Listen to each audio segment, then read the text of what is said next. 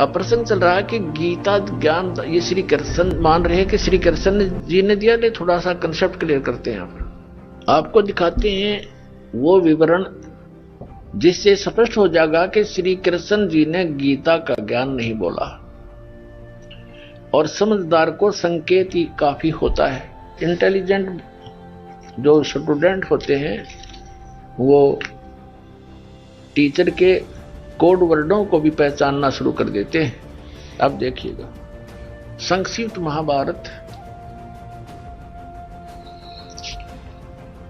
द्वितीय खंड गीता प्रेस गोरखपुर से प्रकाशित है। इसके संपादक तथा संशोधक ये हैं जय दयाल गोविंद का, जो श्रीमद् भगवत गीता जी के भी अनुवादक हैं और गीता प्रेस गोरखपुर से प्रकाशित है। प्रकाशक एवं मुद्रक गीता प्रेस गोरखपुर, गोविंद भवन कार्यालय कोलकाता का संस्थान। ठीक, अब इस पे दिखाते हैं आपको कि श्री कृष्ण जी को तो पता ही नहीं है गीता जी में उसने बोला क्या था। ये द्वितीय खंड है, इसका द्वितीय खंड, ये द्वितीय खंड है महाभारत का, संस्कृत महाभारत का। और इसके 667 पृष्ठ पे हम आपको दिखाएंगे। जन्मेजय ने पूछा, शत्रुओं का नाश हो जाने के बाद जब महात्मा श्री कृष्ण और अर्जुन सभा में बैठकर वार्तालाप कर रहे थे, उस समय उनमें क्या क्या बातचीत हुई। वैशंपायन जी ने कहा, कृष्ण सहित अर्जुन जब अपने राज्य पर पूरा अधिकार प्राप्त कर लिया तो अर्जुन ने जब अपने राज्य पर पूरा अधिकार प्राप्त कर लिया तो वे दिव्य सभा भवन में आनंद के साथ रहने लगे। एक दिन सब जनों से घिरे हुए दोनों मित्र स्वेच्छा से घूमते हुए सभा मंडप के ऐसे भाग में पहुंचे जो स्वर्ग के समान सुंदर था। पांडुनंदन अर्जुन श्री कृष्ण के साथ रहकर बहुत प्रसन्न थे। उन्होंने एक बार उस रमणीय सभा की ओर दृष्टि डालकर भगवान से यह वचन कहा, देवकी नंदन, जब युद्ध का अवसर उपस्थित था उस समय मुझे आपके माध्यम का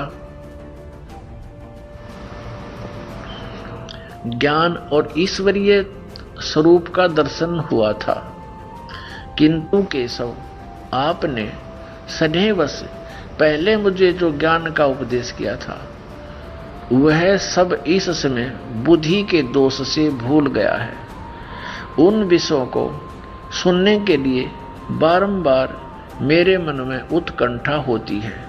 इधर आप जल्दी ही द्वारका जाने वाले हैं, अतः पुनः वह सब विषय मुझे सुना दीजिए। यानी जो गीता जी का ज्ञान आपने युद्ध के समय सुनाया था वो फिर सुना दे, मैं भूल गया, अर्जुन कह रहा है। अब वैशंपायन जी कहते हैं, अर्जुन के ऐसे कहने पर वक्ताओं में श्रेष्ठ महातेजस्वी भगवान श्री कृष्ण ने उन्हें गले से लगाकर इस प्रकार उत्तर दिया। अब श्री कृष्ण बोले, अर्जुन, उस समय मैंने तुम्हें अत्यंत गोपनीय विषय का श्रवण कराया था। अपने स्वरूप भूत धर्म सनातन पुरुषोत्तम तत्व का परिचय दिया था और नित्य लोकों का भी वर्णन किया था, किंतु तुमने जो अपनी नासमझी के कारण उस उपदेश को याद नहीं रखा, यह जानकर मुझे बड़ा खेद हुआ है। उन बातों को अब पूरा पूरा स्मरण होना संभव नहीं जान पड़ता। पांडुनंदन, निश्चय ही तुम बड़े श्रद्धाहीन हो, तुम्हारी बुद्धि अच्छी नहीं जान पड़ती। अब मेरे लिए उस उपदेश को ज्यों का त्यों दोहरा देना कठिन है, क्योंकि उस समय योग युक्त होकर मैंने परमात्म तत्व का वर्णन किया था। अब पुण्यात्माओं विचार करो,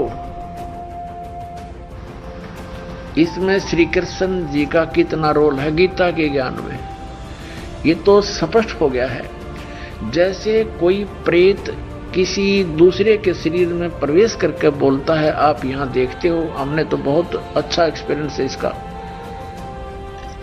वो प्रेत पता नहीं क्या क्या कहता है, मैं तुम्हारा ये लगता हूं, मैं इसको ऐसे कर दूंगा, इसको मार डालूंगा, तुम मेरा ऐसे कर दो वैसे कर दो। फिर जब वो निकल जाता है तो जिस आत्मा में वो, जिस शरीर में वो प्रवेश था, जिसके नाम वो शरीर है, उस आत्मा के नाम, तो वो जब अपने होश में आता है फिर उसको अन्य ही बताते हैं कि आप नो बोल रहे थे, ऐसे बोल रहे थे, ऐसे कह रहे थे।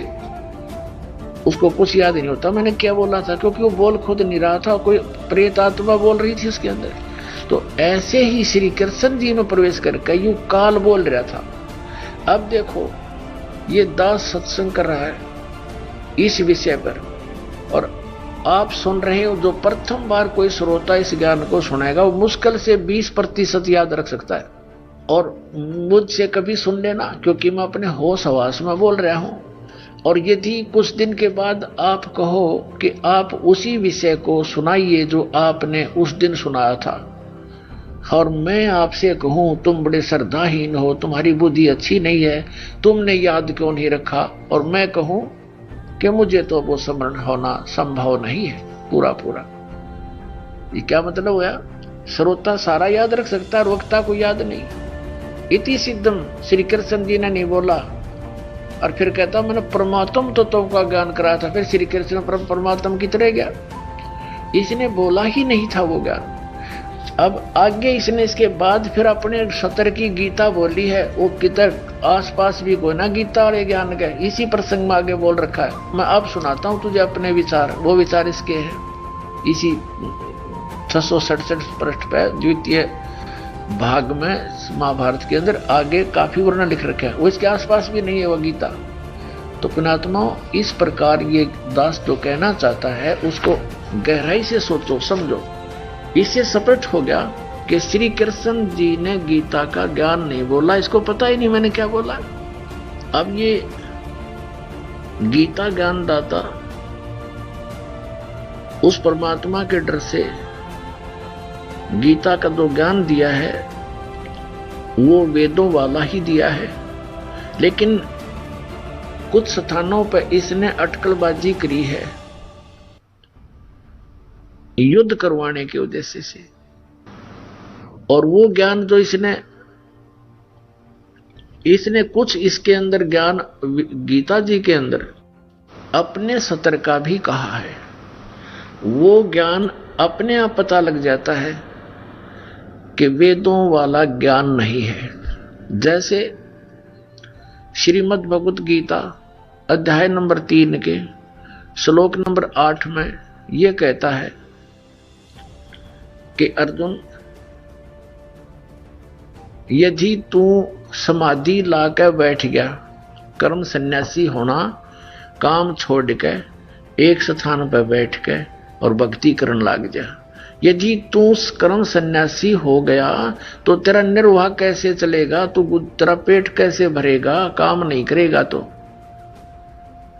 और फिर गीता जी अध्याय नंबर 8 के श्लोक नंबर 7 में ये अपने सतर की भक्ति बताते हुए कह रहा है कि तू मेरा स्मरण भी कर हर समय में और युद्ध भी कर, यानी युद्ध से कठिन कोई काम नहीं होता, उस समय भगवान का स्मरण करना अनिवार्य है, यानी काम करते करते भी स्मरण करो। ये तो है विधि वेदों की। फिर इसने 6ठे अध्याय के और 6, 7, 8 में 9 में ये फिर अपने सतर की 9, 10, 11 में अपने सतर की बोली है इसने। ये इसका अपना मत है, ये स्थान स्थान पर कहता है कि ये मेरा मत है, इसके मत को छोड़कर बाकी जो ज्ञान है वो वेदों वाला है। और वेद का ज्ञान इस काल को, ब्रह्म को परमात्मा पूर्ण ब्रह्म ने दिया था, 5 वेद जो इसके अंतःकरण में फीड कर दिए बीज रूप में, और समय आने पर वो बाहर आए, जैसे गर्भ रहता है माता को और समय आने पर फिर वो अपने आप बाहर आ जाता, उसके बस की बात नहीं। ऐसे इस काल के अंदर परमात्मा ने 5 वेद बीज रूप में फीड कर दिए थे, समय आने पर ये अपने आप इसकी श्वासों के माध्यम से बाहर निकलाए। और ये देखकर हैरान रहा, फिर देखा उसने पढ़ने लगा तो इसने देखा कि 5वां वेद जो है ये तो तेरी जड़ उखेड़ देगा, तेरी पोल खोल देगा। इसने उसको छुपा दिया, शेष 4 वेद अपने पुत्र ब्रह्मा को दे दिए। तो वेदों का जो ज्ञान है वो गॉड गिवन है,